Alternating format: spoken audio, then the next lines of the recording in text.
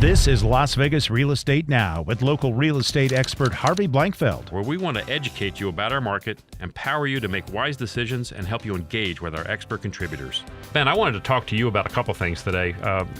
One of the things is that laundry equipment. There's been some evolution in laundry equipment of late. Can we talk a little bit about that? You made it sound like it was going to be exciting, and then you said laundry equipment. I'm just saying, it's good. The laundry equipment is it's important to all of us. Let's face it. We need it. We do need it.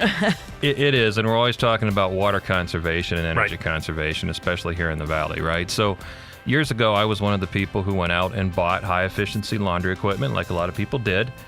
And it did what it was supposed to do in terms of efficiency, but the first generation had some issues. So everybody's familiar with the front-loading style that came out initially. And then we realized why we gave up front-loading laundry equipment back in the 1960s, right? Because when there's a hole on the side instead of on the top, it can leak. It can leak. Right. And that was one of the problems, it could leak. The other problem we found out with high-efficiency equipment, especially, folks, detergent. It's pretty important, which is why pods are so great for high-efficiency equipment, because it's really important to use the correct amount of detergent. So one of the things that can happen with high-efficiency washing machines is they can develop kind of a bad smell. They can start smelling like your old socks after a while. Okay. And what tends to happen is you get a buildup of residue around the door seal. Interesting. So they use so little water that if you use too much detergent, it gets sticky. So the inside and the door seal gets kind of sticky. So the correct balance of water and detergent, which pods are great, and then you might have to clean the door seal once in a while just to get in behind there and get some of that maybe gunky stuff out of there if you have to. There is, thankfully, a whole new generation of high-efficiency laundry equipment that's on the market now, and they're top loaders. So now we have top-loading, high-efficiency machines. They work great. I just walked through Lowe's the other night when I needed to pick up some stuff. There's some really cool ones out there. Double washers that actually have like 2 washing compartments. There's some pretty cool stuff out there. Yeah. As you're doing inspections out there, are you noticing any kind of a trend in terms of what buyers are looking at these days as opposed to maybe a year ago or 2 years ago? Are you seeing a difference? Are people, I mean, to me, I don't know, maybe it's just me, but I've seen a lot of the younger people are less accepting of homes with issues. They want turnkey.